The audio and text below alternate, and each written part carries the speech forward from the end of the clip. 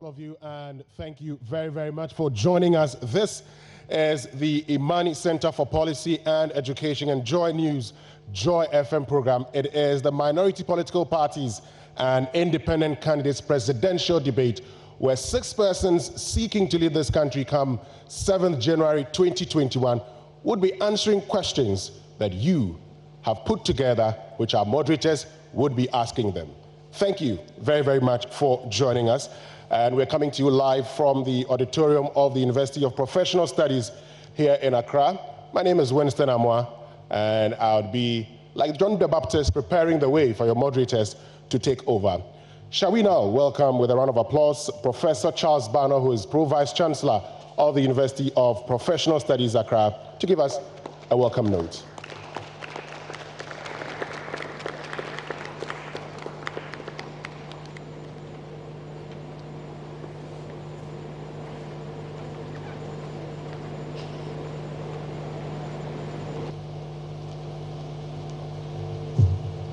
Good evening, and welcome to the campus of the University of Professional Studies, Accra.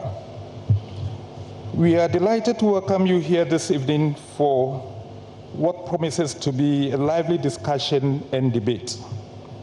The beauty of debates have always been the ability of good ideas to thrive and flourish, regardless the deliverer of those ideas. And for all participants to present their opposing viewpoints respectfully, allowing our young democracy to thrive. As independent candidates and minority parties, this is one of the rarest opportunities to connect with the large of Ghanaian voters with a positive message that might make a difference in this ultra-modern auditorium of UPSA, and we are proud to host you here. As a young democracy, opportunities like this presidential debate for independent candidates can only bode well for Ghana's democratic future. Perhaps independent candidates and minority parties are not bound by the governing of any political party agenda. As independent candidates, your focus will be to design platforms to appeal to the concerns of the public and to encourage voters to support your bid. However, over time, we have observed that minority parties and independent candidates strategize on the mantra that they are needed in the middle to pull views together, compromise, and resolve disagreement between maybe MPP and NDC, and to get an outcome that is best at the interest of the country. I want to indicate that this strategy is outmoded, and it requires fine-tuning for a new strategy for winning ways. In other words, what I'm indicating here is that it is time for independent candidates and minority parties to pull themselves together to hold the balance of power in the political structure of this country so that we will put some sanity into the governance of this country in the area of finance and administration. And this takes me to recent images and utterances of our youth behaving in ways unbecoming of who we thought our Ghanaian youth were and how we expected them to behave. Though a lot of people condemned the actions, our shock stemmed from the fact that we all believe that schools are the preferred environment to transform productive and useful citizens of any nation. While identifying the sources of leakages of such behavior to our youth, it is now time for society to look at the level of responsibility from all political parties in this country. I know our aim to participate in the management of public affairs by presenting yourselves as candidates to free and democratic elections. I also believe that you have pledged to be more decorous in your language and your communication with one another as the nation watches tonight. I have no doubt that each of the candidates and the parties here will rise to the occasion and begin a trend of which we all will be proud and which our youth will emulate. To Imani, I say congratulations for organizing what is hopefully the first of many such events for independent candidates and political parties in this country. Welcome to UPSC. Arguably, this is the most resourced ultra-modern auditorium in this country and perhaps West Africa. You're always welcome. We are willing to do business with you, and we thank you for your business. Thank you. Welcome. Thank you very, very much, Professor Charles Bano. We certainly would come back because tonight we have 6 independent candidates, and as I started by saying, it is the minority parties and independent candidates debate. So we'll come back again, I'm sure. I see Franklin Kujo nodding when it's time for the minority political parties. Once again, thank you. And like you stated, I'm certainly sure that the candidates, 6 of them, would rise up to the occasion. Shall we now welcome Mr. Kofi Bentil, who is Vice President of IMANI, to give us some brief remarks.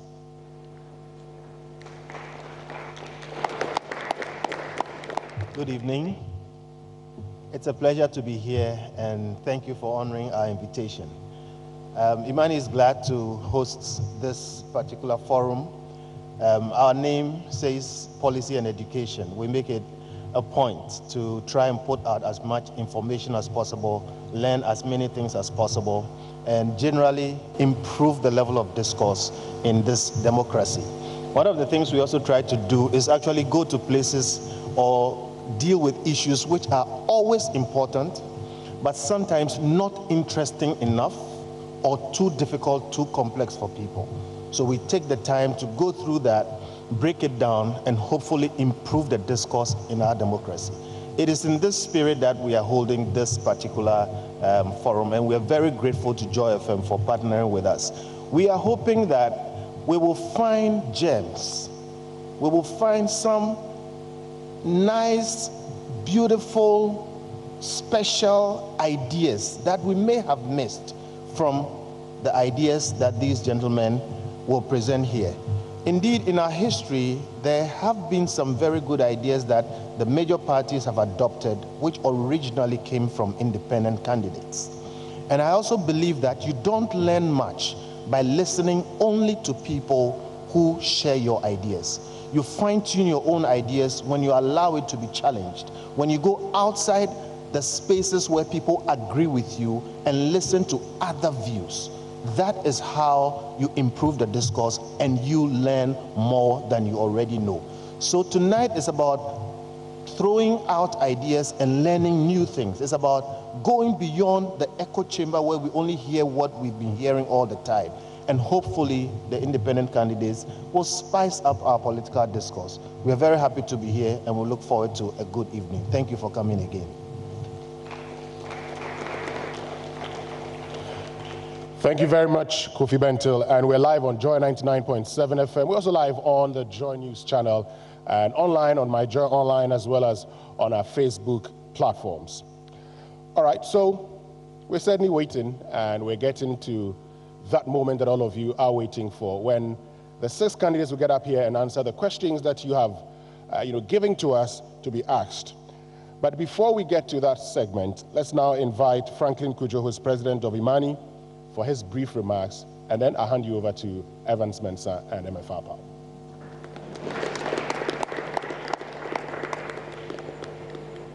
Thank you very much, Winston. Good evening. I'm already nervous, by the way, as if I'm part of the debate. Well, since IMANI began demanding the business plans of political parties in 2008, we knew running a country was not necessarily synonymous with running a private enterprise. However, we have since realized that after 3 major elections, that is not sufficient for it is not sufficient for a political party to cost the individual initiatives they are proposing, something most of them never bother to do anyway. And that we think they must produce a complete pro forma budget which demonstrates what the opportunity cost for each initiative will be by showing the source of budgetary receipts alongside the inventory of expenses. We think that a manifesto without such a pro forma budget cannot suffice as a proper statement of intent. However, this evening is not to our manifestos.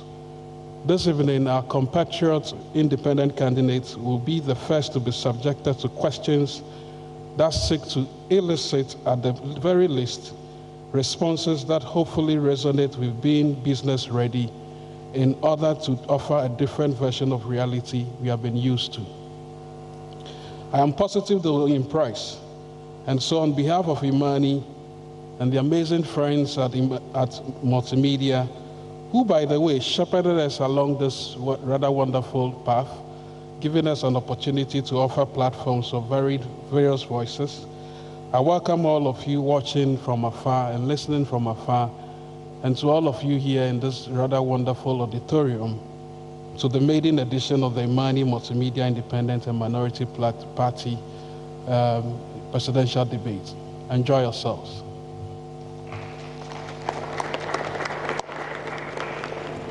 We certainly would enjoy ourselves. Thank you very, very much, Franklin Kujo.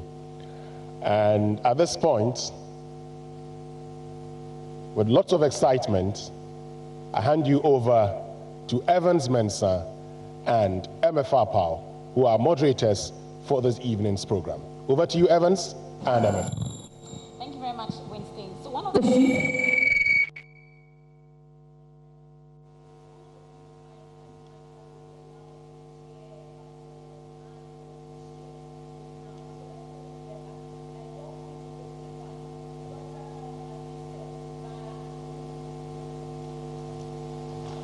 And then to podium 2, we have Mr. Samuel Ofori Ampofo. Please, let's give it up for him. And then to podium 3, we have Mr. Kofi Kranting. To podium 4, we have Mr. Carl Ebo Morgan. Then to podium 5, we have Onipayede Osumte. Then to podium 6, we have Mr. Marek Kofigan. So I'll go over again quickly. To podium 1, we have Dr. Thomas Sise. He's joining us via Zoom. To podium 2, we have Mr. Samuel Ofori Ampofo. To podium 3, we have Mr. Kofi Kranting. To podium 4, Mr. Carl Ebo Morgan. To podium 5, we have Onipayede Osumte. And to podium 6, Mr. Marek Kofigan. Welcome, gentlemen. Unfortunately, we don't have any female aspirants just yet, but I'm sure that in the next debate we will have a female aspirant. Now to the rules for tonight's event. For tonight, each candidate will receive the same question to be answered in turns. The moderators may pose a follow-up question to allow the candidate to provide clarity on a response given. The order of each round of answering will alternate to allow for a fair balance. At the end of each round of questions, the moderator will pause to allow for rebuttals. There will be no breaks during the debate. Each candidate will have 1 minute to make an opening statement and another minute for closing statements. The allotted time to answer a substantive question is 60 seconds, while 30 seconds is allowed for each rebuttal. A ring from a bell will indicate when a candidate has exhausted the time due and will display the time as it counts down on the big screens here in the auditorium as well. The order of arrangement of the candidate, as you have heard MFR Power announce, was determined based on a transparent balloting process in which all the candidates participated. Here's the code of conduct for tonight. Candidates are expected to show respect to their opponents, the moderators, and of course, the audience. Audience are expected to remain silent during the debate. And if I said you lost your chance, if you didn't do it at the beginning, that's the last time it will ever happen. Audience are specifically discouraged from applause or jeer. Those are the rules for tonight's debate. I will now invite our first candidate who is joining us via Zoom, if he's with us via Zoom, to start us off with his 1 minute opening remark. And I'm talking about Dr. Thomas Sise joining us via Zoom. You have 60 seconds to give us your opening remarks. It appears Dr. Tom Sise is not ready, so we'll go with you, Mr. Samuel Ofori Ampofo. With your 60 seconds, give us your opening remarks, sir.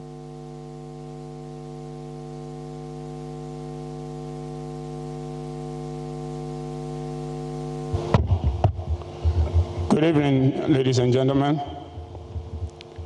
My name is Samuel Ofori Ampofo. I am from Esiom in the Eastern region and Kubasi in the Ashanti region. I decided to run for the highest office of the presidency of Ghana because I believe in myself. Now, I believe that I have the revolutionary capacity to transform the hopelessness in this country and make this country a better place for generations unborn. That is why I stand before you today, and I sincerely believe I will be able to convince you of all that I have in me, so that in the end, come 2020, if I am the winner and to lead these gentlemen over here, you guys will vote for me massively so that we can take over the hopelessness of this country from NDC and MPP. Thank you very much. Well, we'll go to Mr. Kofi Kranting. How you got to the podium today will be interrogated later on as we go on. But your opening remarks at this point, you have 60 seconds. Thank you. Okay. So, yes, indeed, my name is Kofi Kranting, and I'm a husband, I'm a father, I'm an entrepreneur, and I'm an advocate. I have a background in engineering. I've worked in the financial capital of the world, Wall Street. I have come to the understanding, and I'm sure everybody here will agree with me, if you were to take all Ghana's problems and you were to lump it together, you would know one thing for a fact, that if we took an approach of a science-based, data-driven, human-centered consciousness to leadership, we will solve all our problems. And that's why I'm running for president, because I know with that track record, with my background, we're going to be able to go straight to the point. No need for meetings, no need for commissions, no need for any engagements. Straight to the point, present me with the problems, let's look at the facts, let's solve the problem, let's get Ghana moving. And that's why we're here tonight. I'm thankful that you would engage us today here tonight. Mr. Calebo Morgan, your turn. You have 60 seconds, sir. Thank you so much. Ladies and gentlemen, fellow compatriots, I want you to pay attention why I decided to run for president at this time. We live in a society, a country, we live in some crossroads. We have come to a point that you have to press your knob, sir. Thank you. It's okay? Good. My name is Carl Ebo Morgan. I'm from the Central region, and I'm a political psychologist, so to speak. I've studied, I'm not a qualified doctor or something, but that's what I've done all my life. Currently, I'm a consultant in management and investment in Ghana.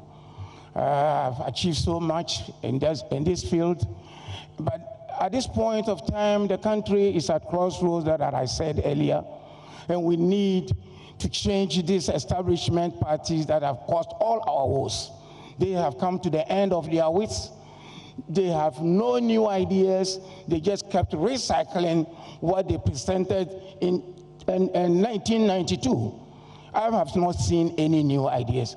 I'm here to present an alternative, which I think you will be happy with me, and Ghanaians will give me the nod to lead the country come 2021. Thank you so much.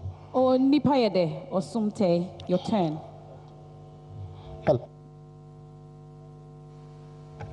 Hello. My name is Onipayede Osumte. I was born at Asisewa in the Eastern region of Ghana. I'm a GSS2 dropout. I know most of you may wonder my business here as a GSS2 dropout. But let me tell you one thing.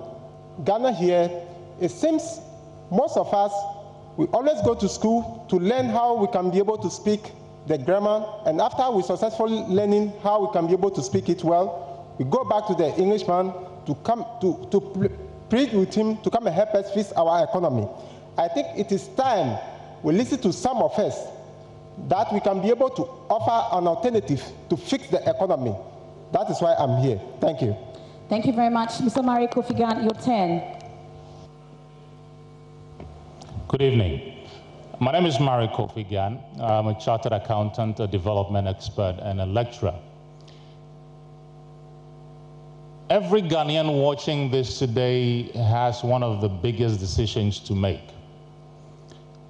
And that decision is to choose someone other than the NDC and the NPP to be able to lead this country to a position where we can have one that works for all of us, not just a few.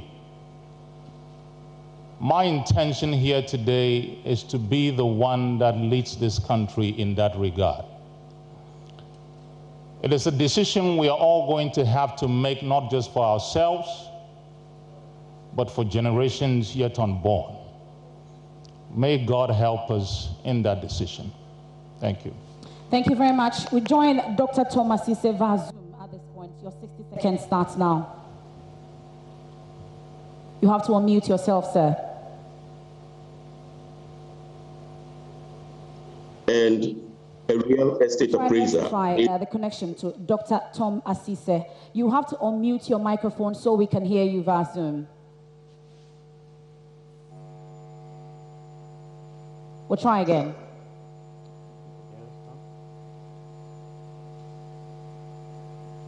It appears the connection is not working to Dr. Tom Asise. We'll rectify that.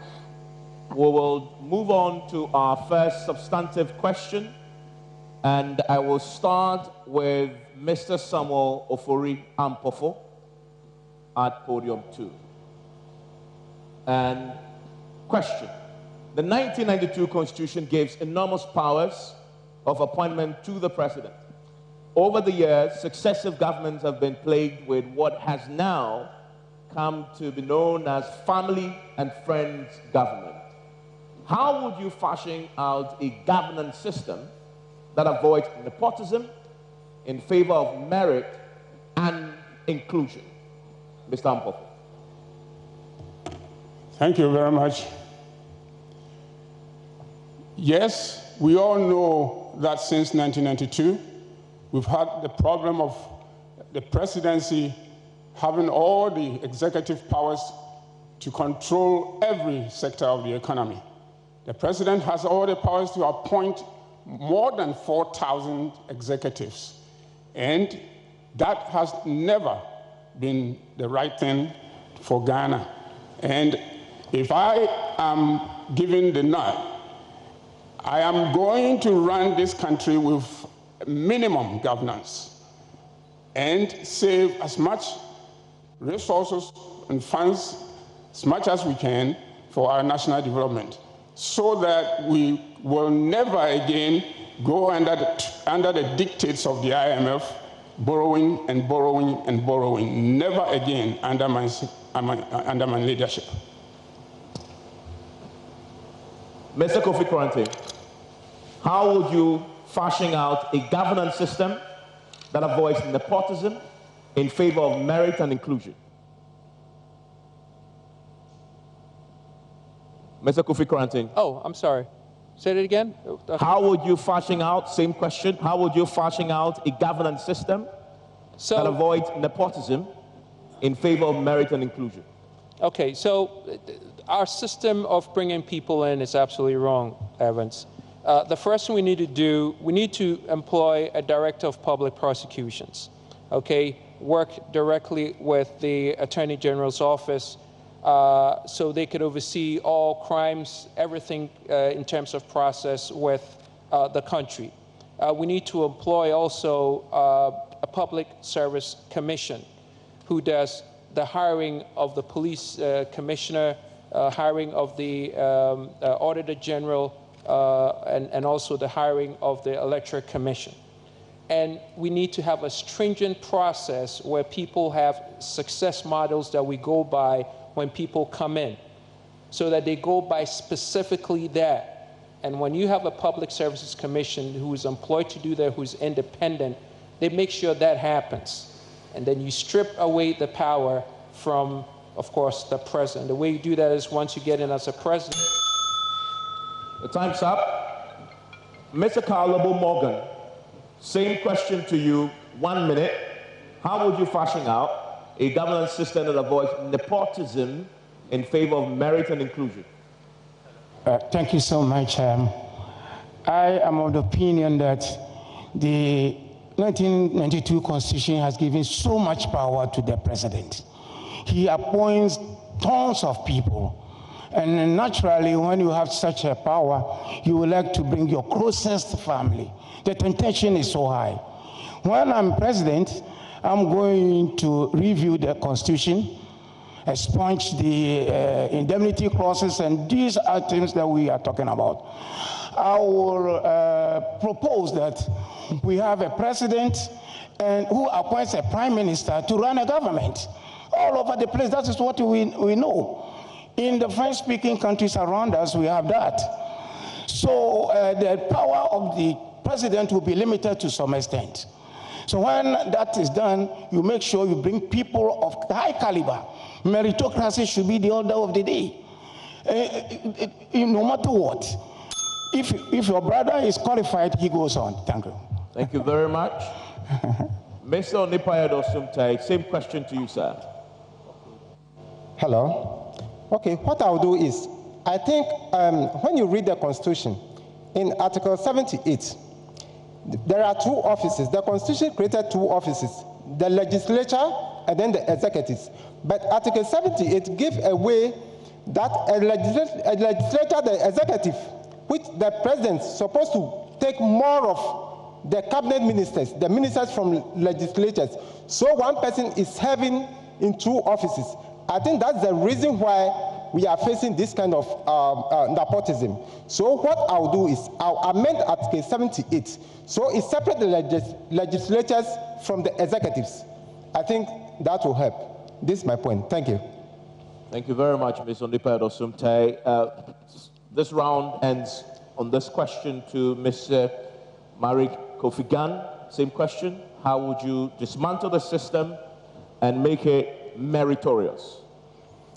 I can't say anything different from our manifesto, which is now public. One of the things we have said in that document is that even though the president has the power to appoint as many as the Constitution allows him to, one of the things that I have decided that we will do is to set up committees. It could be standing committees, it could be permanent committees, but committees that involve people from all walks of life, the professional sectors, the judiciary itself, and other elements of our society to put out names to the president, hopefully from Ghanaians home and abroad, to ensure that we break down that element of the president having to choose everybody that he knows.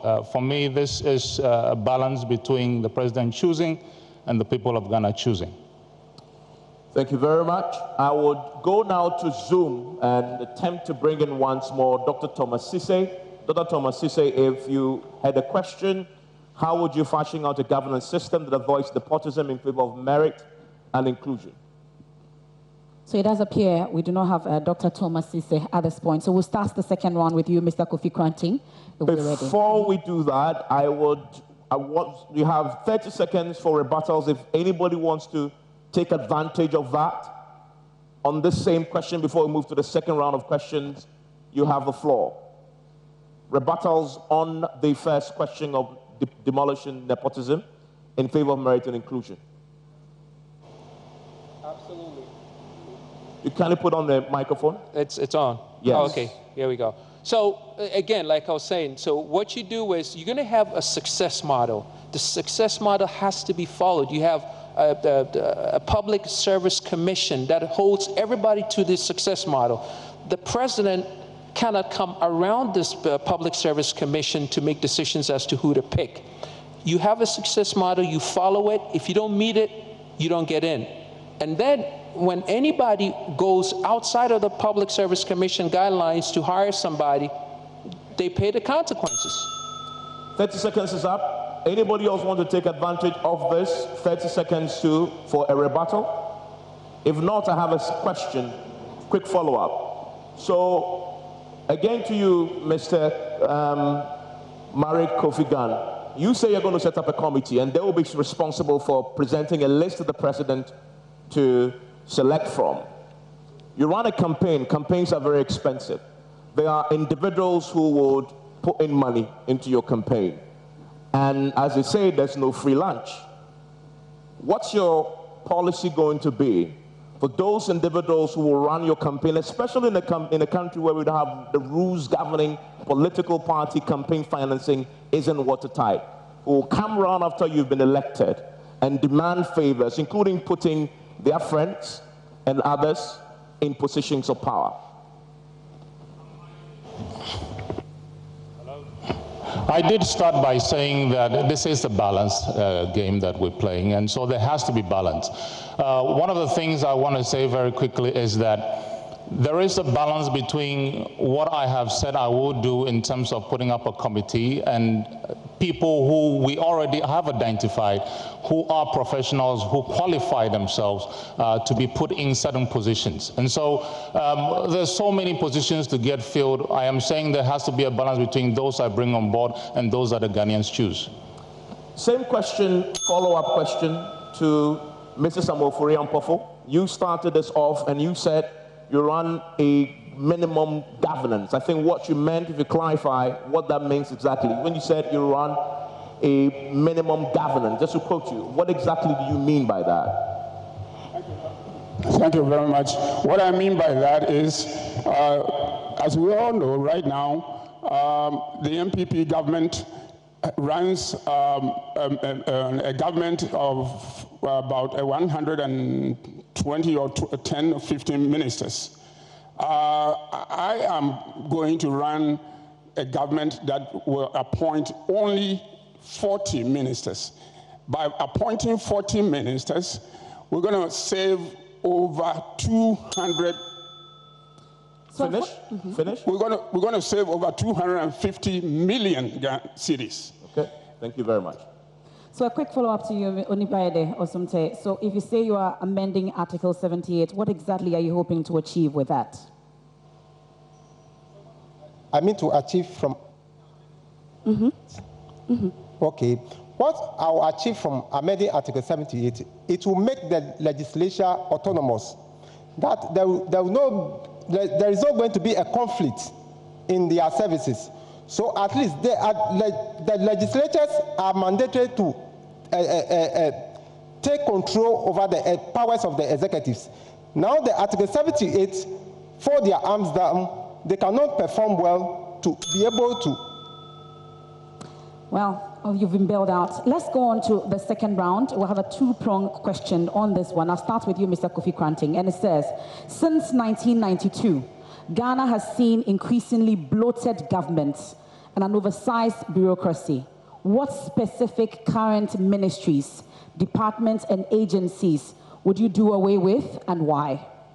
Okay, so we coming in with a very skin-tight government. We have 10 ministries, okay? 10 ministries. It's going to be agriculture, energy, employment and entrepreneurial development, Ministry of Finance, Ministry of Foreign Affairs, Ministry of Health, Interior, Trade and Industry, and Ministry of Justice. 10, that's it. And the reason why we need to do that is because we're going to run a tight government. More doesn't give you effectiveness. Effectiveness is what gives you effectiveness. And because we're coming in with a science-based, data-driven, human-centered government, we know exactly what needs to be done. And Ghana does not. With 30 million people, we don't need more than 10 ministries to run Ghana.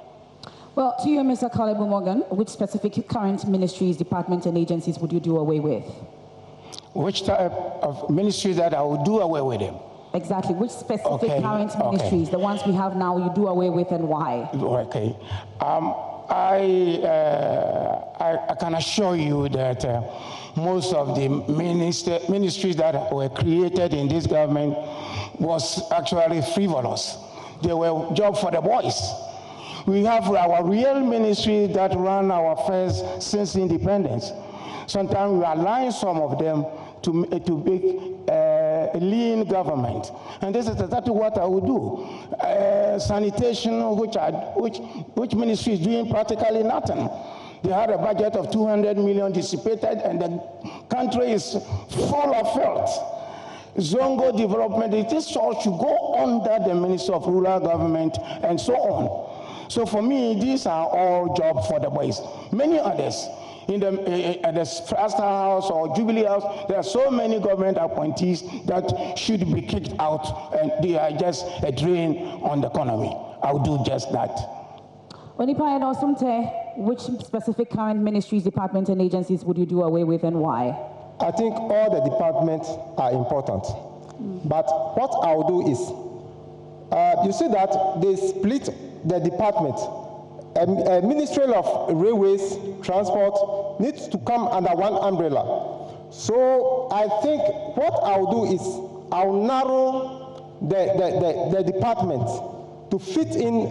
I can take like road, aviation, and then transport to make it under one department, rather than splitting it, ministry of this, ministry of that. That's what I'll do. Thank you.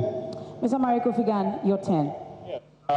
Just to continue from what the others have, I do want to add the Ministry of Railways to the Ministry of Transport. I do believe that the Ministry of Sanitation is irrelevant. I do believe that there are various youth employment and related agencies that have been put together now, which actually should be coming under the Ministry of Youth and Sports.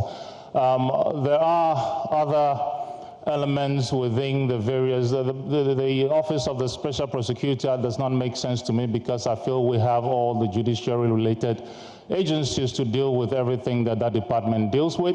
I do not believe that the Office of the Senior Minister has any role to play in this country, and many, many more related ones. But I'll leave it for that.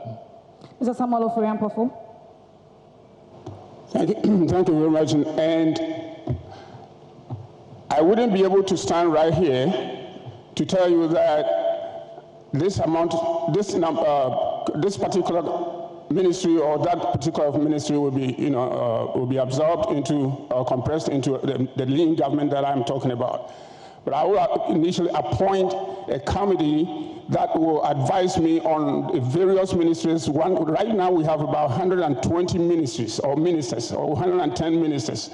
They're all ministries, and therefore all other ministries that cannot be funded by state will be absorbed into 40, absorb and make 40 ministries.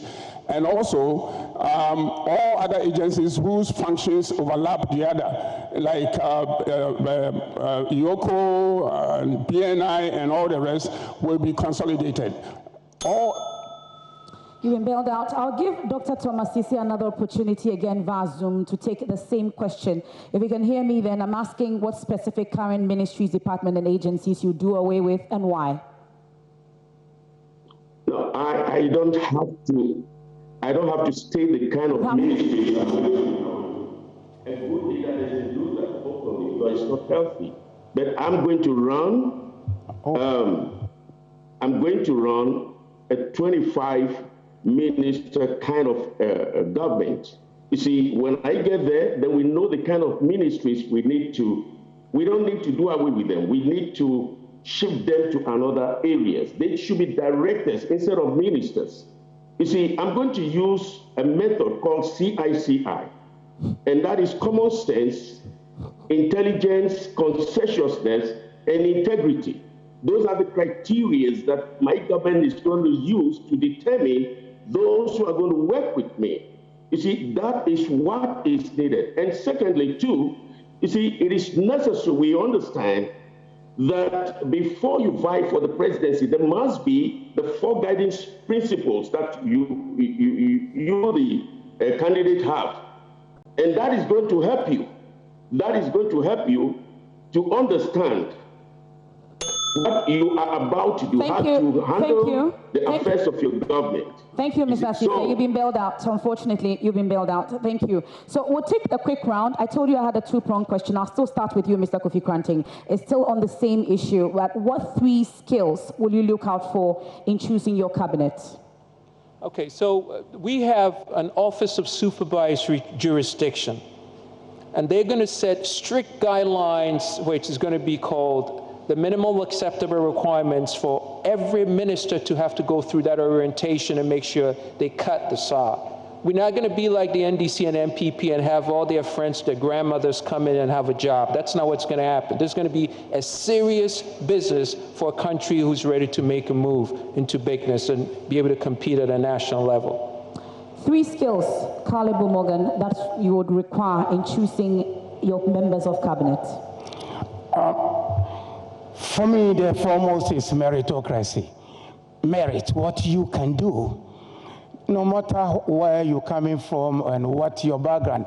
Even you were the only person who supported my campaign, and you are not fit to be a Minister of Finance, I want to put you there whatsoever. So meritocracy, first of all, and also your ability intellectually, and how you fit the ministry that you want, or we want to put you there. And first and foremost, a combination of female and regional balance will be the key. Thank you very much, Caleb Morgan. What 3 skills will you look out for in choosing your cabinet? Okay, what I will look at it first is competence. I think before I choose my cabinet, I make sure that those that I choose may be able to respect the rules and then go by in which I think rule of law will be my first objective. That at least a cabinet minister may not be on the road or may not be anywhere and then just... Thank you very much. Marie Kofigan. Problem-solving skills, attention to detail and results-oriented person, and of course, I want somebody who understands how the world works. Thank you very much. Samuel Ofriampafo.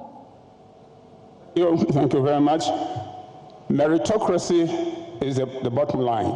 And I wouldn't want to put anybody in a position where he doesn't understand anything at all about the functions of that particular ministry.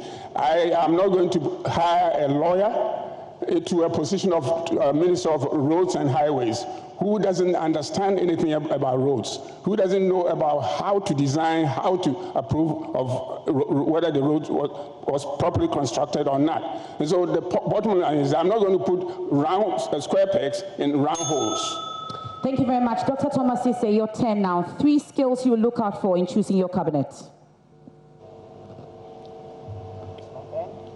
Okay. Do we have Dr. Thomas Asise?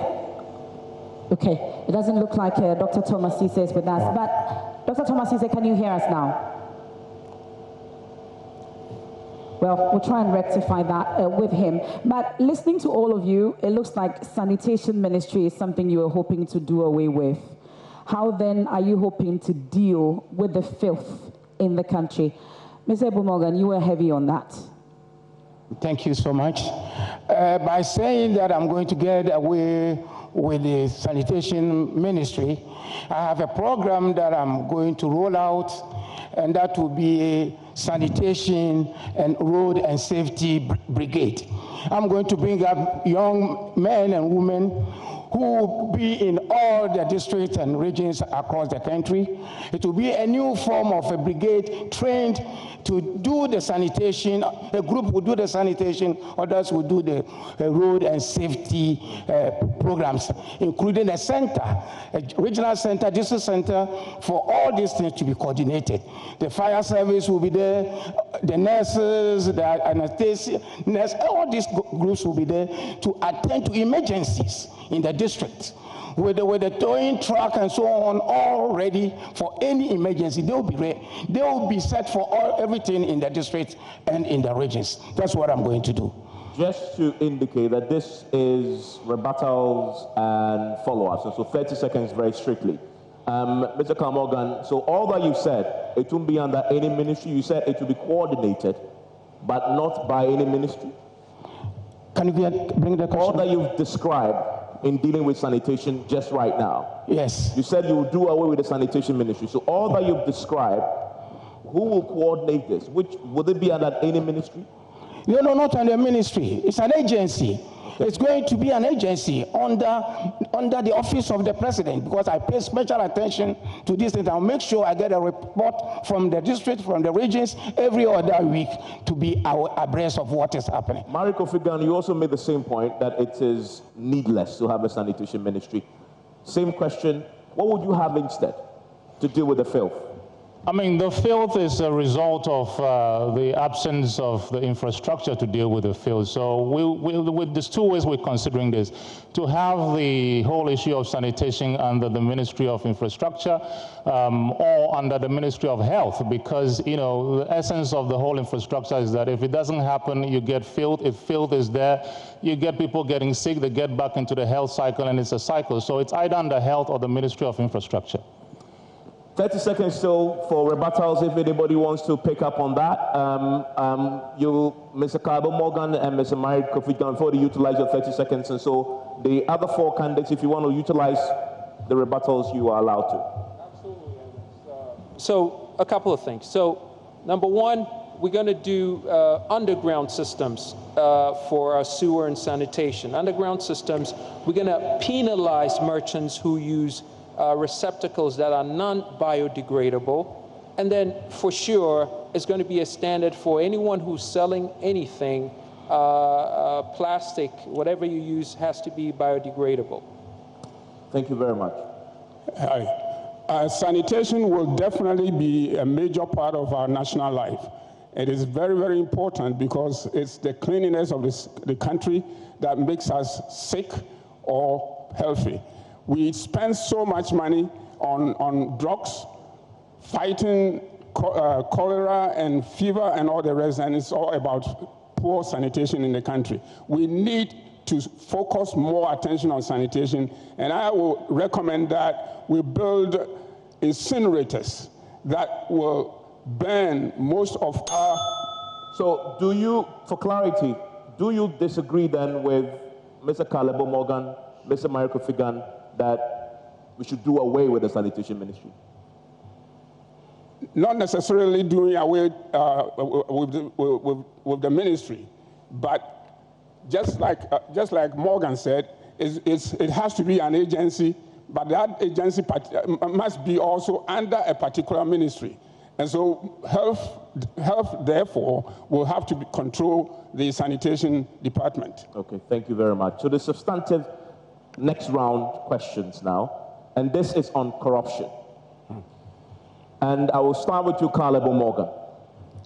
While many anti-corruption strategies have been introduced over the years, they have mostly failed to yield results as evidenced by various corruption perception indices. A dominant source of grand corruption is our procurement system. How would you design a procurement system that removes opportunities for procurement breaches? Thank you so much. I am of the view that institutional corruption has permeated our society. It's not only the procurement system, it's a subset of the problem that we're facing as a nation.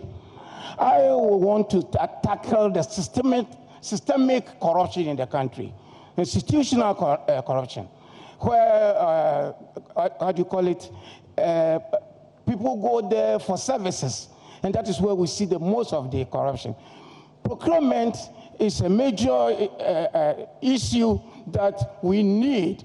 Corrupt-free people, we need to appoint those who are tested and known to be corrupt-free to put them there, and make sure the system of bringing friends and relatives, as we know, through the back door and approve their orders through the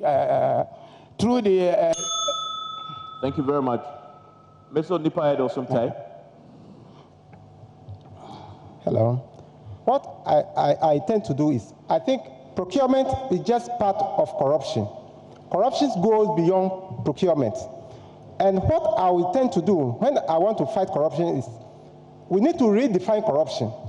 At least if you redefine corruption, you understand that even as a public servant, if someone misleads you, it's part of corruption.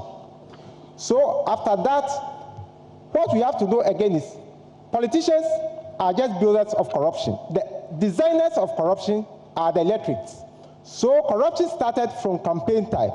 So what I have to do is, I'll make sure the state sponsors election campaign for candidates, not political party.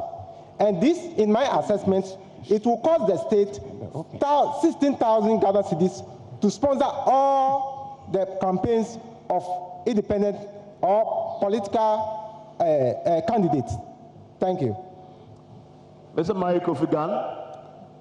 Yes, there are three things we intend to do. One of them is to amend some of the laws, my specific one being that which states that if the supplier of the service or product is, I can't remember the exact law, but if the supplier of the service or product to the country is also financing the procurement process, then the approval of that doesn't need to go through Parliament. That needs to change. The other thing we want to do is to ensure that in certain aspects of our ministries that we do introduce some form of blockchains technology. And then finally, we do and have already designed a process of ensuring that value for money applies to every decision that is made for spending. And so there is a framework that ensures that for every procurement that is made, there is justification for financial purposes, there's justification for the commercial value of the process, and there's justification for the strategic nature of the process. Mr. Samofori Ampofo.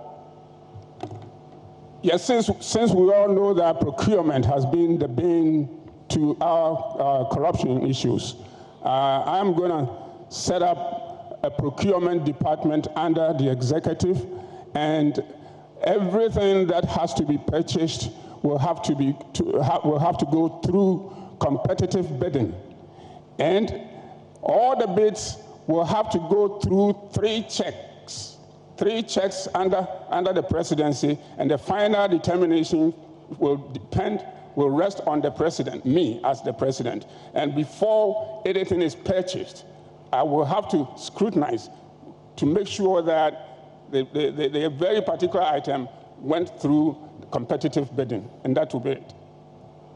Mr. Kofi Kranti. Yes, sir. So a couple of things. So we're going to have a very high moral and ethical standard embedded in the MARS. The MARS are the minimal acceptable requirements inside the requirements that, of course, the ministers or the people who take agency heads come in with.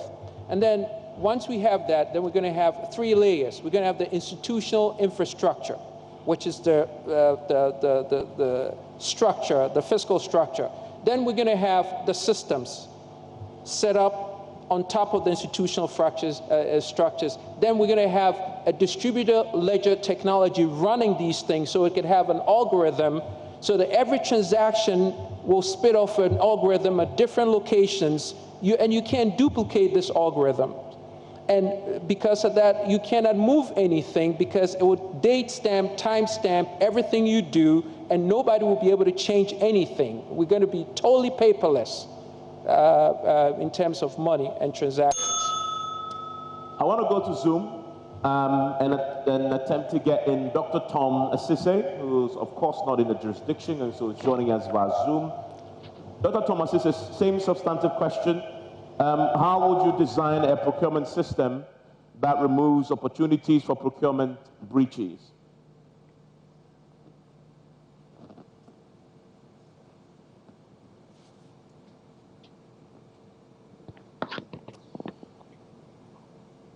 Let's take the rebuttals for 30 seconds now. I see Mr. Carl Morgan's hand up. Mr. Carl Morgan?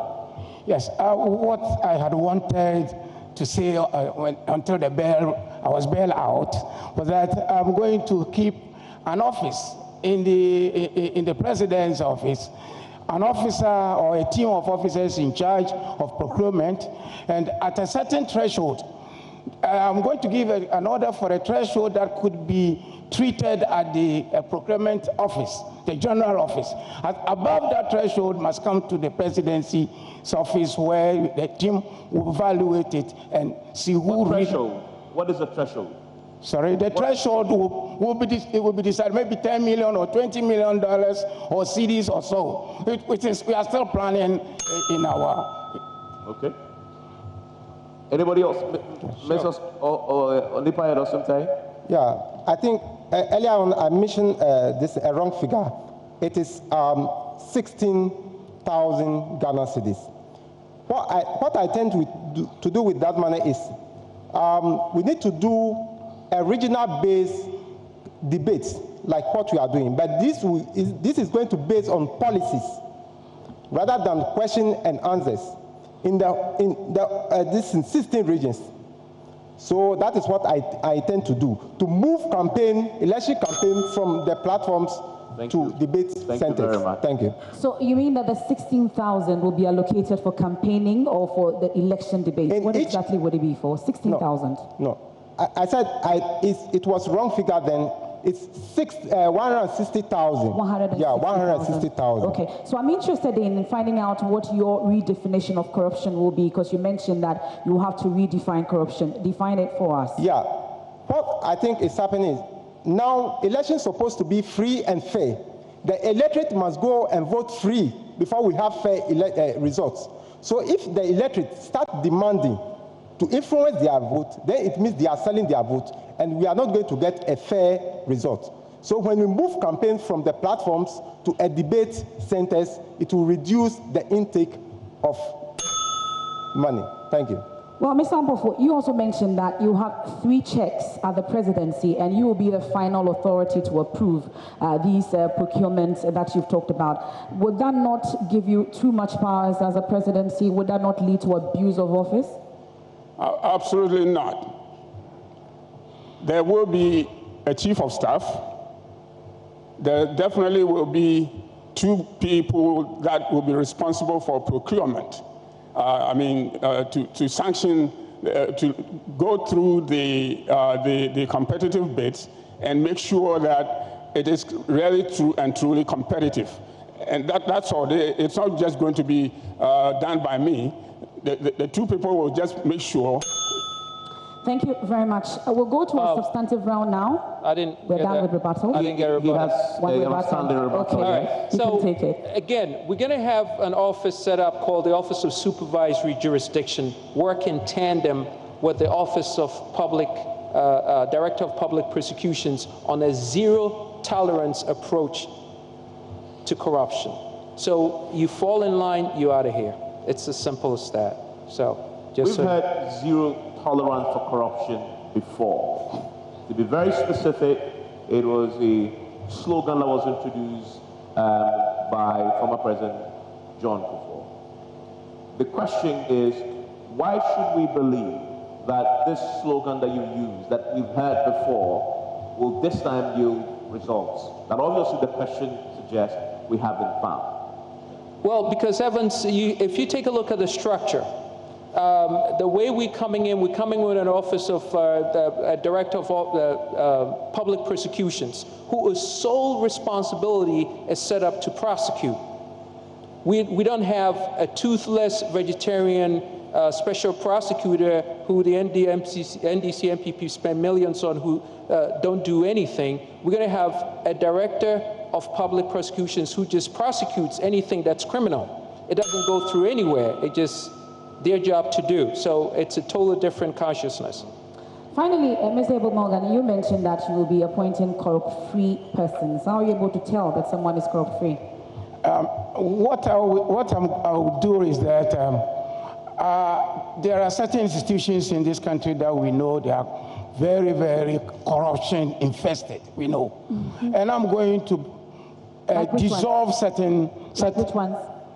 What? Like which ones? If you push me to the wall, I'll say dead and buried registry. for me, is the most corrupt infested institution in the country. I'm going to dissolve the institution, put new staff, those who have not had any touch with corrupt practices, I'll get them. And there are so many around. You will be one. Thank you very much, Mr. Carl Ebu Morgan. We'll go on to the next round at this point. You have a rebuttal, quickly. No, I just wondered if I could get a pen for this. Of course. Yeah, we don't have pen. I don't have pen either. So, thank you for bringing it up. But let's go to a substantive question. At this point, and we'll start with you, Onipayede Osumte. And this one is, the background to the Ghana Beyond Aid Charter is that our Southeast Asian independence peers have done far better than us, and we need to catch up. What, in your view, are the three critical cultural or soft issues that drove their growth but are absent in our context? Please, your question again. I think Very I missed well. that. The background to the Ghana Beyond Aid Charter is that our Southeast Asian independence peers have done far better than us, and we need to catch up, we all agree. But what, in your view, are the three critical cultural or soft issues that drove their growth but are absent in our country? I think I didn't get your question well. You don't understand? Yeah. Okay, so I'm talking about the Ghana Beyond Aid. Yes. I'm sure you know about Ghana Beyond Aid. Yes, sir. And our Southeast Asian independence countries, like countries our peers, including Malaysia, for instance, they have done far better than us. Okay. And we need to catch up. So I'm asking, in your view, what are the three cultural issues, our socio-cultural issues, and soft issues, for instance, that drove their growth and made them get to where they are that we do not have in our context? Okay, thank you. I think now I understand it a little. What I think is the problem now is we as Ghanaians, our parliament, I think it's not a culture, it's the parliament. Because parliament is supposed to be autonomous.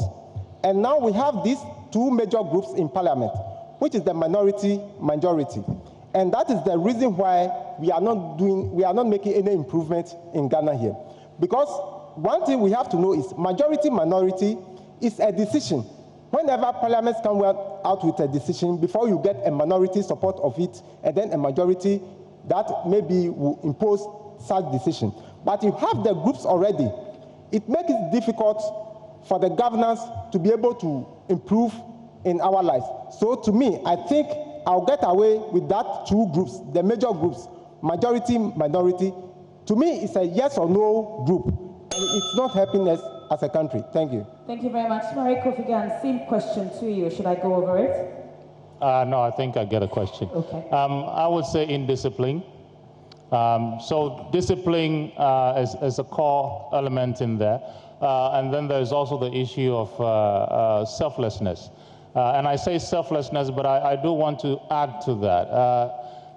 I feel that Ghanaians, for who they are, have been pushed to too much of a point where survival has become more critical than being selfless for this country. So even though I say selflessness, I just want to state on record that there is a cause for that.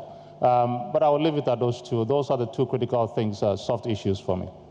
Mr. Samuel Ofori-Ampofo. Yeah, thank you. The Asians are sincerely very hard working because they are, number one, well paid, and they are meritocratic. And there is absolutely free corruption in those systems. Now, people are not hardworking here in Ghana because of salary disparities. There's too much salary disparities in this country, and that has to be resolved. If we don't do that, we aren't going anywhere. If we don't punish corruption as we see it, and don't talk and don't do anything, and chiefs will just bring their palanquins and to support a criminal in the courts, we aren't going anywhere. So we must begin to punish corruption and punish corruption. That's it, and nothing. We will just keep up with the development of this country. Mr. Kofi-Kranting. In a society where there are no enforced systems, people automatically resort to culture. if we had systems that worked, rather than this bastardized system of the NDC and MPP, people will fall in order. The question is, when are we going to get the right leadership to lead this country with decisiveness, and who knows what they're doing? They're functional, they're competent, they care about this country, to lead this country the right way. That's what the real problem is. Our problem is only one thing. It's almost like this notion that we're looking in a haystack for a needle. We're not going to find a needle, okay? The problem Ghana has is leadership. If we had leadership, everything else will fall in place. We don't have the systems. So forget about, the culture will definitely fall in place, because people are just stressed out. They don't know where to turn, because this bastardized government of NDC and MPP have done nothing for the Ghanaian people. We need systems, but we need leadership first. Thank you very much. Carl Morgan. Yeah, I want to pick out Malaysia out of the Asian tigers. Malaysia, by the time of independence, we were all apart. They came and took seedlings of palm seedlings from Ghana. Today they are way ahead. They have industries. They build a whole lot of things. For me, the first problem was interruption of our democratic process by the military. It took so long, we elapsed. While they were progressing, we were still locking here and fighting for our survival. And again, when the system is corrupt-free, I've been to Malaysia before and I know what I'm talking about. Corrupt people are punished severely. In China, you are shot. So when you are able to have such of measures in place, then we can continue with our developmental agenda and get to where they are. Thank you very much, Mr. Morgan. Please bear with me and let's try once again. Dr. Thomas Asise joining us via Zoom. Dr. Asise, we'll give you the opportunity once more if you can hear us.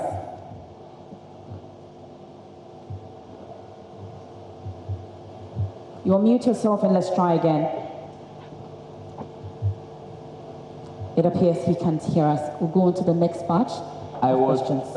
Again, rounds of rebuttals on the substantive question of the Ghana Beyond and how we could, of course, catch up with the Asian tigers. If anybody wants to take it up, fine. If not, I have a quick follow-up question to this.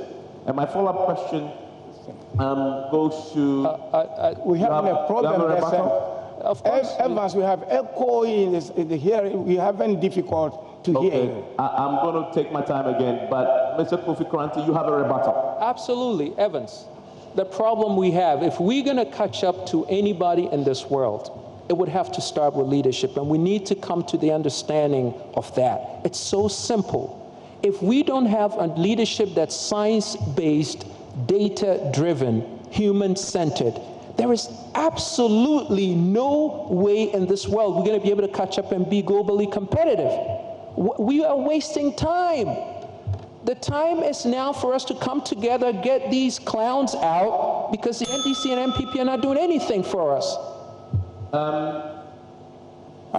Yes, sir. Someone for Yampofo? Yeah. I think we definitely need to start from somewhere, and that is to start getting the fundamentals of our economy right. If we don't do that, we just beating about the bush. The fundamentals of our economy is wrong. The bases are wrong, and it will be wrong as long as NDC and MPP continues to be in power. And therefore... Follow-up question. Marie Kofi Ghana, how do you move Ghana beyond aid from a slogan to a catalyst for development? But that is, if you agree, it is essential for our development. Sorry, can I take the question again, sir? How do you move Ghana beyond aid from a slogan to a catalyst for development? That is, if you agree that indeed Ghana beyond aid is essential for a country like that. First of all, I have worked in the aid industry. I don't believe we've had a problem with aid. The problem we've had with aid is that we've never really structured how we intend to use those aid. And so everybody brings aid into the country and decides how they want to use that aid. Rwanda and the likes grew on aid. But moving Ghana from a slogan to the reality is, first of all, I think we do need to restructure, our economy in a lot of ways. I'm not sure we have time for that, but largely restructuring our economy. Mr. Calebo Morgan, that's a follow-up question to you as well. Okay. Ghana Beyond Aid, how do you move from a slogan to a catalyst for development? Well, for me, the whole idea of Ghana Beyond Aid is just a rhetoric. You cannot say one thing and then go back and still borrowing. There's no concrete action by the MPP government whereby we can use the mantra Ghana Beyond Aid as a catalyst for development. For me, it's just a political talk. Next round of questions, substantive. So you have 1 minute on this, and we are talking about the economy now. Let's start with an area that is very fundamental to our development. Is it true that our tax collection history has been abysmal, but we also know resources will never be enough? What, in your view, will be an optimal tax regime that caters for the country's critical needs? Would you consider a flat tax for both corporate and personal taxes instead of the multiplicity of taxes that we have? Thank you. I think when we are talking of taxation, we need to understand what tax really means. What tax really means is the government needs to invest first freely before he takes something out of it to cover whatever he lost. But in this our case, I think tax, we take it in a context that we are imposing something on the people and it becomes a burden on us. So to me, what I tend to do is let the government invest first in the people before taking a tax. In this case, I'll prefer flat tax rates for the people rather than maybe giving some of the people a huge tax that their business cannot survive. And if you take Africa here, we have the lowest in terms of labor, but tax is our problem. So this is how I'll do. Thank you. Could you please repeat the question, sir? The question is it true that our tax collection history, it is true that our tax collection history has been abysmal, but we also know resources will never be enough. What in your view will be an optimal tax regime that caters for the country's critical needs? Would you consider a flat tax for both corporate and personal taxes instead of multiplicity of taxes that we have? There can never be an optimal tax system, but there are changes that can be made to make our tax regime a lot more better. There is quite a lot of inefficiencies in the tax collection process. There are things we can do. For one, I would like to see the tax bands for individual rates reduced from 6 to 4. I think it's quite ridiculous. For one, if you're a business person, I would like to see a lot less of re-audits by the tax authorities. And for one, if we were, going to go ahead with tax collection, I do think that we need to focus on trying to expand the base of tax collection rather than narrow it down to those in the formal sector. So there are ways we can do this, not necessarily to have a unified tax system. Thank you. I strongly have the opinion that we have to adopt the multiplicity sector as form of taxes. The only problem is we are overtaxed, and excessive taxations are counterproductive. Now, there are certain areas of the economy that has not yet been tapped into the tax net, especially the real estate sector of the economy. And I've computed the whole of Accra with minimum payments, and I have over 700, close to 1 billion Ghana cedis just on Accra. And that is not tapped into the tax net. Why? Because those big high rises and buildings that we see around belongs to the politicians. And so therefore, they will not want to go there. They rather prefer to tax everything that affects the poor man.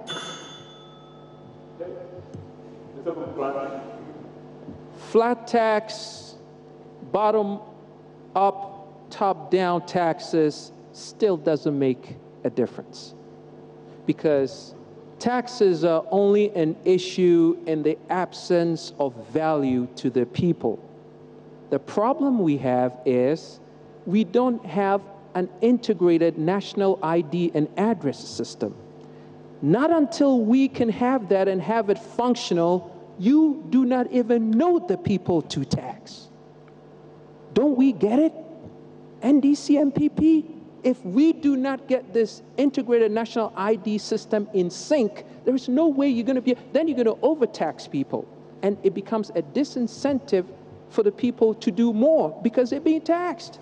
So get the integrated national ID and address system together and have a uniform, equitable tax system, and then give value to the people. That's how you do it. Yeah, it's ridiculous when we talk about this system of taxation. In Ghana, I want to say categorically that the government knee is on our necks. We can't breathe. So much taxes. We are suffocating under this system by both parties. What we need to rob in foreign direct investors and so on, that are the multinational big companies like the Nike and others, it's just simply tax cut. We don't need to increase the taxes. We need to cut the tax down so that to be attractive and draw people from outside the world to come and establish businesses in Ghana, where the people will get jobs and the government will tax the workers. But if the workers are overtaxed, it becomes a problem. The government's neck and knees is on our necks. We need a breather. I see my representative hands up. Can I make a rebuttal? Yes, sir. Okay. I do think that there's quite a number of things that we're not getting right with our taxes. Largely, we're not doing too well with our property taxation. There's also transfer pricing, which is hugely complex that, I have been an accountant and a tax person myself, we lose a lot of money from transfer pricing. I know the government has tried to do a lot with shifting that around. It hasn't succeeded in that. But more critically for me is that Ghanaians don't see what their taxes are being used for. It is absolutely no motivation for people to continue paying taxes. We're going to move on to the substantive question, which is related. You can come back to that, and if I'll take that. Because time is not our best ally, so we'll take a number of questions, and then later on we'll make time for rebuttals. We'll go on to the next question on unemployment. And I'll start with you, Mr. Mario Kofi Gan. Some believe that government employment schemes often do not have corresponding value addition to the economy. So what's your assessment of state employment schemes such as JIDA, NAPCO, and others? And what different things would your government do to tackle the unemployment problem in Ghana? First of all, it is not in the business of government to be doing what private sector should be doing. It is the business of government to be ensuring that private sector is supported in order to drive employment. That is not happening, and that is what should happen. The other thing I want to say quickly is that it is government's duty is to skill up its people and then get them to the private sector to get out there and work. It is private sector that drives profit. It is private sector that will continue increasing employment. And so for me, government's duty is to ensure that if you want to skill up people, let's skill up people and let's send them to private sector to get a job done. Thank you very much. Samuel Ofriampo, your turn. Excuse me. I believe it is the responsibility of government to provide jobs for its citizens. It is the IMF that came down to convince Kwesi Botre's time of Minister of Finance that it is not the responsibility of government to provide jobs. And therefore, all government businesses must be sold or divested. That began the unemployment problems in this country. Now, why is it that government has contracted $600 million, not cedis, $600 million and applying it for NAPCO, paying unemployed graduates 700 Ghana cedis to not do anything. Why can't we use that $600 million, set up industries all around the countryside and employ these graduates and tax them and let them contribute to our social security benefits during their retirements? Where is the money? NPP has that money. Where is it? Why can't we set up businesses and ask the people to capitalize it, recapitalize it, and let eventually be... You've been bailed out, Mr. Furian. Kofi Kranting, your turn. Visionary leadership with a bold agenda. A bold agenda means you invest in industry, you invest in manufacturing. We have 800,000 unemployed graduates as we speak. Now, I always go back to science-based, data-driven, human-centered leadership, consciousness to leadership, and people probably ruffling, thinking, why? Well, the reason is, if we had the data points, then we would know it's totally ridiculous to pump all the money we are pumping into free SHS. When at the other end of the tunnel, we have over 800,000 unemployed graduates who are sitting down, twiddling their fingers, looking for something to do. And this government, clueless. That's why we're here today. Thank you very much. Carl Morgan. Yeah, I want to start by saying that the creation of NAPCO, CEDA, and others was out of pressure on government to create jobs. And the question is, have they been successful? And the answer is big no, because it was not properly planned as an alternative policy for creating jobs.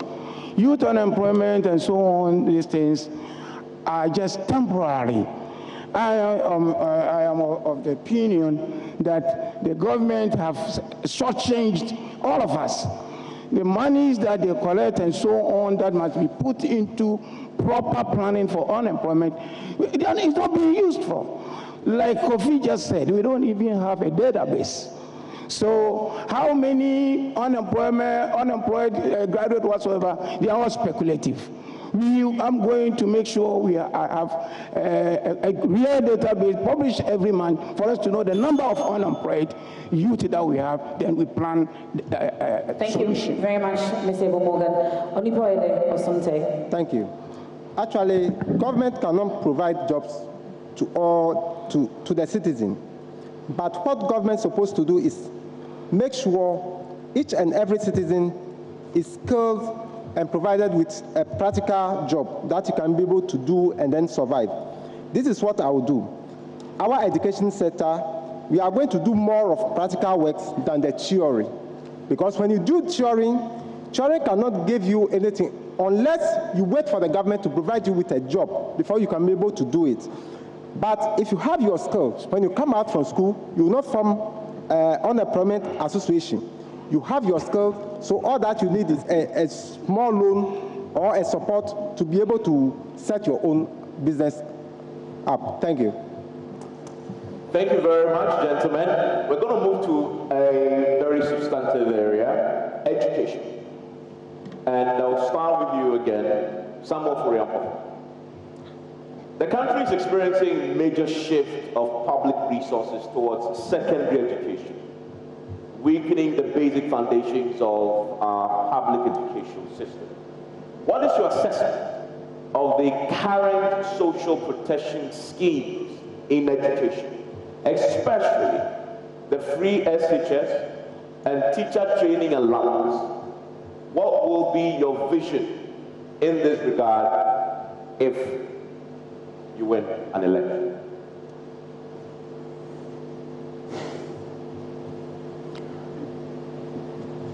There has been free education ever since independence, except that the military interventions curtailed that system. Until recently, that Nana Addo Dankwa Akufo-Addo reintroduced the free senior high school education. It used to be up to the university level. So I am not here to say that, I won't stand here and say that free SHS is a bad idea. No. Educated citizens are better informed to make better decisions, and therefore that's fine. But it appears that it was just done in a rush, and that is the reason why we are now facing that shift systems. Now, Kofi Kranting. Emphasis on STEAM. When you STEAM it, it's healthier. Science, technology, engineering, arts, and mathematics. Why? It's because we need to have a functional education so that our youth will be balanced in what they know. You see, the whole middle sector right now is empty. I don't know if you realize that.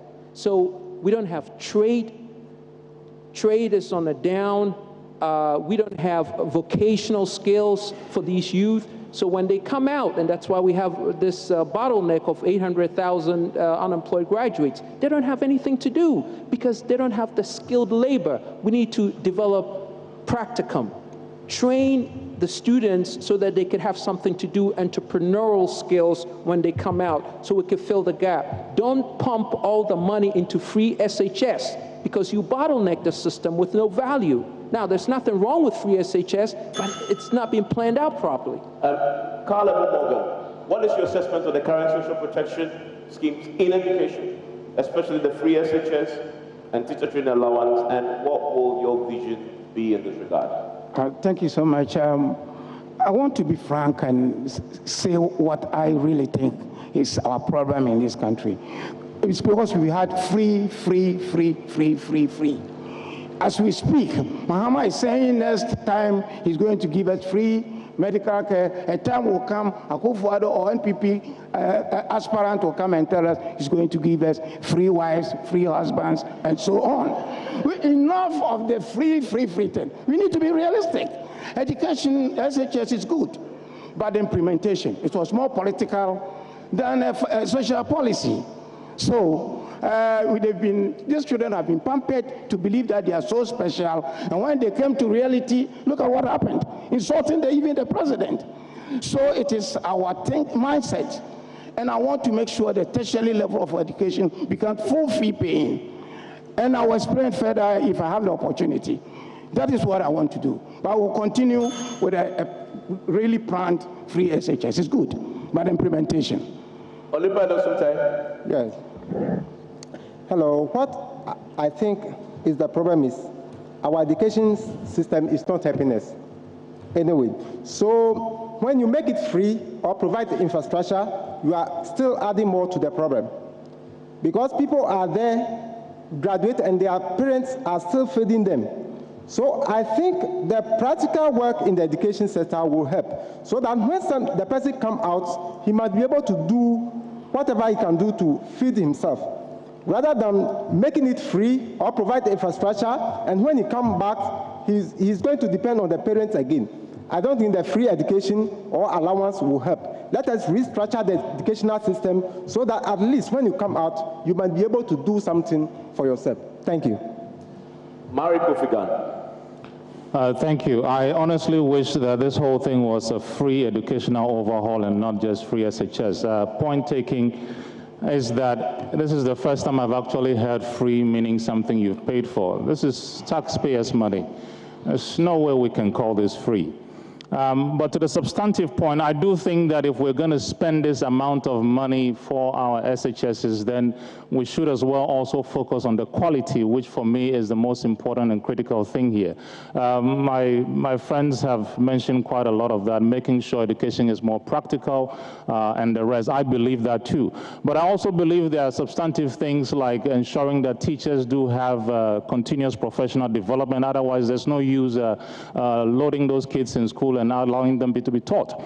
But I want to also say very quickly that, our early years education, which are the years which people graduate into the senior secondary school, it's in a shamble. And we need to deal with that. Thank you very much. There is a question that is linked to this. and has played out recently that my colleague, MFA Powell, will take on substantively. We'll talk about our exams body, that's the West Africa Examination Council. They've enjoyed monopoly in the pre-tertiary assessment sector for decades. Stakeholders have issues with their system of security of questions, as there are occasional leakages which impugns the credibility of our examinations. Do you think it is time to break WAEC's monopoly to bring in competition? And how can the quality of WAEC's assessments be improved? Kofi Kranting, starts with you. And here the last part. Do I think it's time for what again? To break WAEC's monopoly and bring in competition. You know, well, WAEC? It's not so much breaking. Listen, the system is broken. We need to fix it. Okay, we are so big on always wanting something new, as if to say just because we get something new, it's going to work. That's not the problem. We have a leadership problem. We just do not understand how things work. We need to start understanding that there is a process by which things work. There is a science by which things work. If we do not do that and learn the proper way of doing things, we will always just accumulate stuff and stuff and stuff, and our problems will never be fixed. 28 years of the Fourth Republic, and we're still wallowing in the valley of the shadow of death, trying to figure this thing out. It's not that complicated. Let's use the same formula Malaysia and Singapore and Japan and Sweden have used. What is complicated about this? So it's not the listen, the system in WAEC is broken because we have a leadership that's broken. And it's NDC and MPP who has created this problem. It's as simple as that. Thank you very much. To the audience, our rules still apply. Mr. Caleb Morgan, to you, your question. For me, it's out of place that a teacher in an institution will teach his pupils the syllabus and so on, and at the end of the year, someone sitting somewhere will come and examine the boys. It's unrealistic. I don't get it. Because elsewhere, the teacher who teaches the child examines the child. For me, that monopoly must be broken completely and given back to the teachers with proper supervision. You teach and you lay your questions, you set your questions for your students. I still don't get it, seriously. At the university, no one, no WAEC, and nobody comes to examine us. It's our lecturers and our professors. Something must be done. Seriously, I don't get it. Thank you. Onipa Edosumte, do we have to break WAEC's monopoly to bring in competition? And how can the quality of WAEC's assessments be improved? Thank you. I think I have problem with monopoly in Ghana as a whole. Because monopoly is like bringing up a local champion. He cannot compete in elsewhere. He may be champion locally, but he cannot compete elsewhere. And then I have problem with this examination. How can you keep someone over the years and you want him to use just one day to justify all that he have learned over the year? I think it's impossible. That when we bring up this system, we are rather depriving the experts that we may have in future. Because sometimes, maybe that very day, the person is not in good condition to improve himself, that he have been able to learn all these things over the year. And then you render him useless because he fails on that single day. I think we need to do something about examination. Thank you. Thank you. Marek Kofigan. I think this is one of those questions where I think I'll be very unfair to all Ghanaians to answer on all our behalves, because this is a question that involves parents, that involves teachers, that involves the students themselves. What I do think we need to do, however, is to ask ourselves the question as a country, whether or not the exams that WAEC sets and its entire process are tests or exams that ensure that we are positioning our young people in the future. My personal view, it is not. But whether we move away from WAEC is a question that all Ghanaians have to answer, but that is my opinion. Thank you. Samuel Ofori-Ampofo. Thank you, Madam. I sincerely think that it is not about the inefficiency or efficiencies of WAEC. I think, you know, we compact our students with too many subjects at a time. And so we should probably revisit, or not revisit, but we should rather reinvent the processes of education and how the examinations are done. I think when you go to the developed world, students are graded based on wherever the level he is or she is. They are graded at specific levels on different subjects. And at the end of the process, his school period. Thank you very much. I think that will be it. Yes, for the round. substantive questions on WAEC. Let's move to an area, it's health. National Health Insurance Scheme. The National Health Insurance Scheme. The National Health Insurance Scheme, and this is a substantive question that goes to Mr. Caleb Morgan. First, you start with us on this. The National Health Insurance Scheme for many years has faced financial sustainability risks because of low premiums and increasing coverage. Meanwhile, there are varying entry barriers for private health insurers. What specific measures will you adopt to entice the private sector? I strongly believe that it is time, like I said earlier, that we've had so many freebies, free. It is time that the tertiary level of our health delivery should be in the private sector's hand. We should invite the private sector to participate. The referral hospitals and so on must be in the hands of the private sector. And why the private health insurance companies are doing well rather than the national health insurance is that they insist on quality services and they are regular and they pay their fees. We don't have any problem where your regulator, there's no regulator somewhere waiting to pay the services that you have provided because they have the premiums and they pay directly. That's why they are flourishing. I have one. Everybody wants to have one. Thank you very much. Onipa Sumte. The question is on the National Health Insurance Scheme. The scheme for many years has faced financial sustainability risk because of low premiums and also increasing coverage. Meanwhile, there are varying entry barriers for private health insurers. What specific measures will you adopt to entice the private sector? Thank you. I think this very question that you are asking, I think it got to do with a system as a whole, because we have companies that they are not doing well under the government, but when being sold to private entities, they start doing well. So I think the problem is about the system. When this national health insurance have been sold to any private entity, he can be able to manage it well.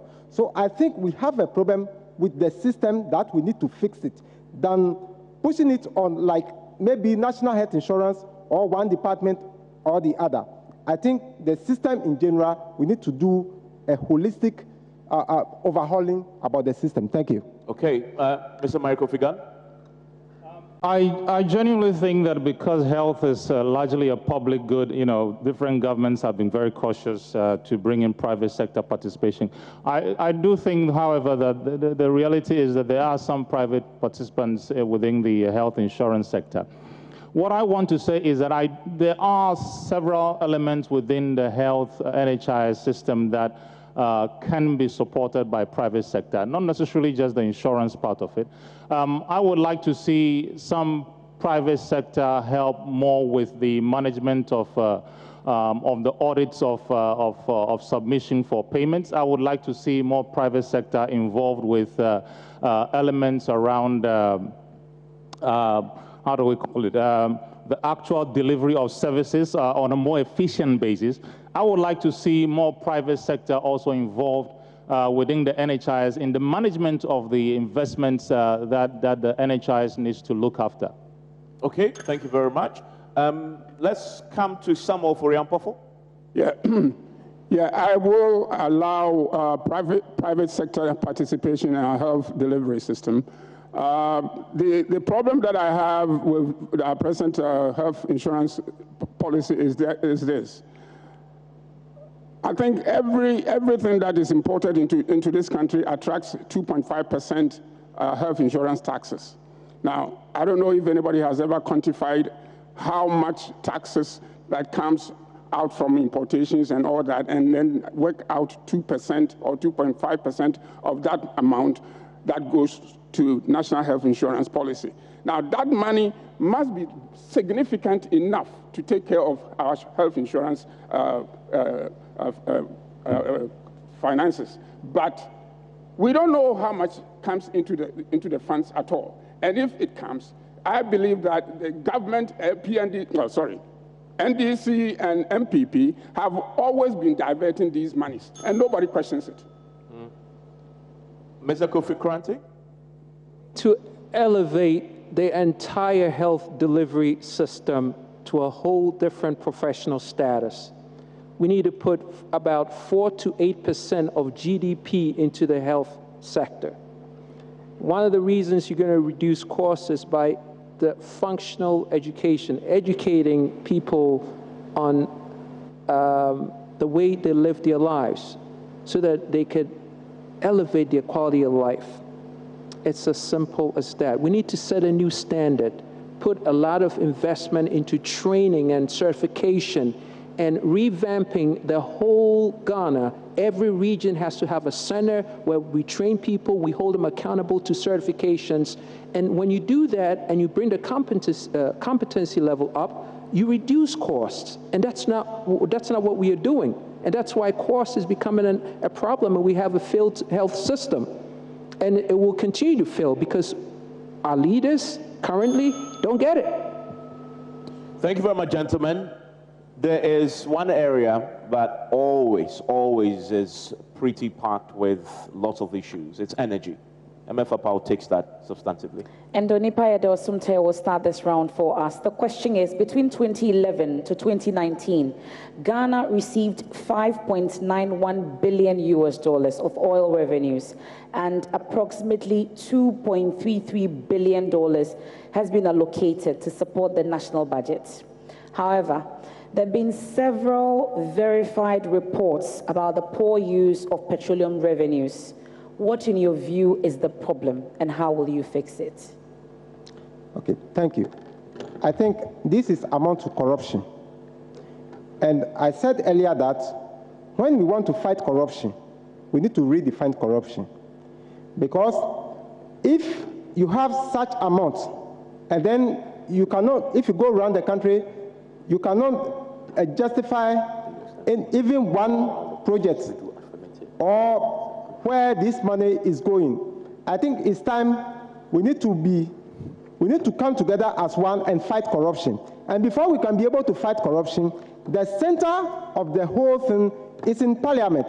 So if you have this yes or no group that is minority majority in Parliament, it makes it difficult for you to fight corruption. Because whenever President is sending something to Parliament, he knows who are going to in support and who are going to against whatever is sent to Parliament. So it's better we break the minority-majority group in Parliament so that we can be able to fight corruption. Thank you. Thank you very much. Marie Kofigan. Repeat the question, please. So I'm asking that there are verified reports about the poor use of our petroleum revenues in spite of the revenues that we've made from that sector. What, in your view, is the problem, and how will you fix it? Can I have the numbers again, please? So we had 5.91 billion oil revenues, and then approximately 2.33 billion has been allocated to support the national budget. Okay. I mean, so the question is, what do I do to make sure this stops happening? Well, the reality is, you know, this is not a new problem. The Auditor General has come out several times on how money is being spent. That is the first point. And reports internationally and locally have shown that the Auditor General has done his job. What we haven't done is how we have followed up on the use of that report. And until we start punishing people who have misused monies, these things will continue. I mean, this is not rocket science, really. I was adding up, the Auditor's General report and the amounts that have been lost in the last 5 years, and it comes up into the billions. So until we punish people who have misused monies, this is just a small part of the problems we're going to be seeing in terms of misuse of public finances.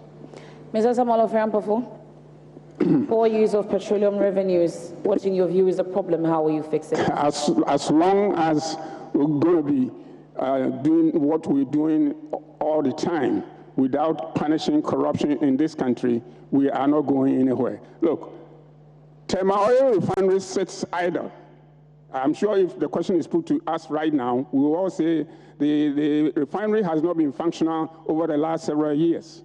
I have credible info that they refine private crude oil in the refinery, and the person ships the refined product outside of this country. Who owns that? But they claim we cannot refine our own crude oil in this country when we have Tema Oil refineries sitting, and refining somebody's private crude oil. Now, the whole thing, the bottom line is corruption. The system is broken. The system is broken. NDC, NPP must just be fired. We need competent people in the helm of governance. That's it. Thank you. This country will develop 1 million times better. Mr. Kofi-Kranting. So let's look at the problem. Emifa Evans, we sell all our blocks. We all know that. We sell the blocks to foreign companies. How can we possibly get anything out if we sell it before we think of even refining it? TOR is operating at less than 50% capacity, so we're not able to even meet the domestic demand. So we have to import, and that's where the problems begin. Why is TOR not able to produce at full throttle? Well, we need to ask the NDC and MPP. Nothing we do in this country works, and somehow we accept it like it's okay. That's the problem. The problem is, why is TOR not operating at full throttle? Nobody can answer that. But now we want to buy crude oil from Nigeria and they charge us a ton and a leg. This doesn't make sense. Thank you. Carl Morgan. I agree with Mr. Ampofo's assertion that is out of corruption that all these things are happening. With such amount are allocated for the budget, to support the budget. And in the budget, agencies and departments come with their budget, and they are approved, and this money is dispensed. Lack of supervision from nobody. The Public Accounts Committee examines the budget or the expenses after they've spent and gone, sometimes when they are gone. So whenever I was listening to a point when they raised the issue of embezzlement, one of the members said, we should forget about the past and move forward. The question was going on, how are we going to safeguard the public past? It's sad. It's corruption and lack of supervision that's causing all that. Thank you very much. We would take a final round of questions. And this is Mr. Sumte. I see your hand up. Oh, there is rebuttal. You want to take a rebuttal for 30 seconds? Yes, please. I think corruption internally, but externally, those that are giving us this loan and grants, if you are a bank and I write a proposal to you and you ask me what am I going to use that money for before you give me that money, you need to do a follow-up to know that whatever you are giving me gets to the people. So to me, I think those that are giving us this loan must be careful, because when some of us get the chance to be in power and we do a research and we found out that you just gave the money out without doing any proper checks, I don't think your loan will be paid. Thank you. Yes, Mr. Kofi-Kranting. till we can develop the competence to refine, drill, and market with distribution lines, effective distribution lines, we will never solve our problems as far as energy is concerned. And it's as simple as that. Let's take the final round of substantive question. And this is in the area of affirmative action. This is one of the areas that, of course, my colleague Yemefa Pao feels very strongly about, gender and affirmative action. Do you believe that women have been disadvantaged in critical spheres of life in Ghana? If no, why do you think the perception persists? If yes, what strategies would you put in place to reverse this? And this is Marie Kofi Gan starting off this round. I'm disappointed that he didn't allow MFA to ask that question. But I'll answer MFA nonetheless. What I do want to say quickly about that is that, yes, I do think women have been left behind. I mean, women make about 51% of this country's population. And by the last researches I read, allowing women to be a lot more integrated into the public space will grant most African countries an extra of up to 5% of their GDP in terms of revenues. What I do want to say quickly is that there are several ways we want to go around this. One of them is setting up funds to ensure that women rise to the highest echelon of management. Those are already in our manifesto, but also to ensure that we bring a lot more women into the public space intentionally. Okay. Mr. Samuel Ofori-Ampofo? I have a good feel that women have been well treated to a large extent in the administration of this country. At least, if not at all, we have had 2 women occupying the offices of Attorney General and the rest of them. At least right now, we know that some few years ago, they never had the opportunity to be in parliament. They never had the opportunity to be in good leadership positions. It is improving, but the problem is, how do you just reserve positions for women without competition? If women are going to the parliament, they have to face competition with their men folks. But the problem, I believe, is finances. But I don't think anybody gives the men folks the money for their campaigns. Well, your time is up, and so I'll take Kofi Kranting. Okay. In a culture where there are no enforced systems, tradition and culture takes over. All we need to do to enforce the women issue is just to have strong policy. If you have strong policy that it's abided to, it's abided by, there's consequence when you fall out of place, then women will be showcased. And if you look at our policy, we have a policy which is the Women Support and Development, which is a major policy of ours. We are going to make sure that we showcase women. We're going to make sure that we stick to the rules. We're going to create and craft policies to elevate our women, so we can push behind us the culture, the strengths of culture that drives us down. And that's all we need to do. We need to have enforced systems to elevate our women. Thank you. Very much. That's Carl Morgan. Yes. Hello. I believe in affirmative action. Our women must be aided to come to the fore and the level that the men have reached. We have even failed in certain areas, especially the UN recommendation for women inclusion in governance. In Africa, we can say it's only Rwanda that has been able to pass even the recommendation. Our political parties, their own arrangements to give 30% of the seats uncontested to the women has never been fulfilled.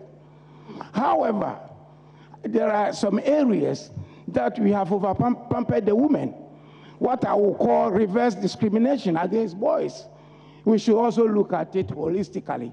We are talking about empowering the woman. What about the boys? They also equally must be empowered. Thank you. Thank you very much. And Onipa Adosumtai. Thank you. I think in order not to complicate myself, let me talk in terms of majority. Majority of women are powerful, naturally powerful and intelligent. So if you give power to them, you double the power in them, and then it turns to something else. So I think it's time we gave the power to the men, but not to talk in terms of, let me say all the women. Some may be given some power, but in terms of majority, let us reserve everything for the men. Thank you. So this is time. It's time for us to take our closing remarks. I'm tempted not to give Mr. Onipa the time to give his closing remarks. I will start with you, Samuel Ofori-Ampofo. Your closing remarks, 60 seconds. Before the closing remarks, I just want to emphasize on the fact that affirmative action is very, very important. Women have been doing well in this country other than how we knew it several years ago. Today, we're even going to have a vice presidential candidate being a woman. And so I don't think the women have been badly treated at all. But we should just keep it up and advise them to come up on their own. Thank you, Mr. Franklin Cujo. Thank you, David. Thank you, the panel members. Thank you, our listeners. I am of the view that Ghana is really in a crisis in all. Unfortunately, you've been bailed out. I'm so sorry. Kofi Kranting. MFA, you've been fabulous tonight. Evans, thank you. The incredible institution to house us here, we are so glad and thankful. To the ever-working Imani group, Franklin and your team, thank you so much. Ghana, we are at a crossroads. This is our moment in destiny. We need to make big things happen. We need to understand one thing, that not unless we elect a leadership structure with a science-based, data-driven, human-centered consciousness to the way we do things, because life moves by principle. This is our moment. Let us scrap the ridiculousness of the NDC and MPP. We have seen what they have done. They are killing us, literally. We cannot allow them to take over the affairs of the state. Let's come together. Let's make this happen for this moment. Thank you and have a good night. Ms. Abel Morgan. Yeah, I want to thank the organizers of this fabulous night, and it will go on the records and the first of its kind in the country. Thank you so much for this, putting this together. But I want to appeal to the larger society that there's no better time to remove this status quo than now. People are tired of the duopoly and the gimmicks and so on. We are all aware. They lack nothing, no new ideas to offer. So we want to join hands together with our group, the independent political system, to remove this canker from the midst of us. It's time for third force, and we present the third force. Come with us, and let's kick this status quo out of Ghana. We need a paradigm shift, and it's only the coalition that gathered here can move Ghana forward. Thank you so much for this evening. Thank you. Let me take this advantage and thank the audience, Imani Ghana, the entire staff, UPS, and Joy News, and the affiliates. Thank you. I think it's time we need to, I have to say it as it is. MPP and NDC have done well. They have done their part. But the problem I have with them is they only form government in the party's name. Now the government that is leading us today is MPP government. And then NDC will come with their own government. I think Ghana deserves Ghana government. And it's only independent candidate that can form such government for Ghanaians. Thank you. Thank you. Marek? I want to say a big thank you to Imani and the multimedia group. I want to say a big thank you to every Ghanaian who has been watching here today, and both those here, and to the general media and the UPSA fraternity. I want to say thank you to everybody who has been part of ensuring that we have tonight deepened the voice of democracy in this country. But more crucially, I want to say to the youth out there, you don't have another 27 years to get a job. To the businesses out there, I want to say you don't have another 27 years to endure any vindictiveness. And to those in the rural areas, I want to say you don't have another 27 years to have any form of equality. My name is Marek Kofi Gan, and I stand for three things only. One, that I would always put Ghana first. Two, that I would always put Ghana first. And three, that I expect every single one of us this December to put Ghana first. Thank you very much. Ladies and gentlemen, kindly please put your hands together for all our aspirants tonight, independent candidates. Dr. Thomas Sise, who unfortunately we were not able to sustain on Zoom because he was out of the jurisdiction. Mr. Samuel Ofori-Ampofo, thank you very much. Mr. Kofi Kranting, Mr. Carl Ebomorgan, Mr. Onipayede Osumte, Mr. Marik Kofigan. Thank you all for making time to join us. Thank you very much, Imani Africa, and of course, in partnership with the multimedia group, Joy News, Joy FM, Lab FM, and across our affiliates who have all carried this tonight. Thank you to the University of Professional Studies for allowing us to use the auditorium for this purpose. You have to watch this space because we'll have a second edition with the minority political parties before the elections. And what this space again, because of course the two main political parties may just appear also. Ladies and gentlemen, viewers across the country and across the globe, we're grateful that you join us. My name is Evans Mensah. And I am MF Fapo. Enjoy the rest of the evening.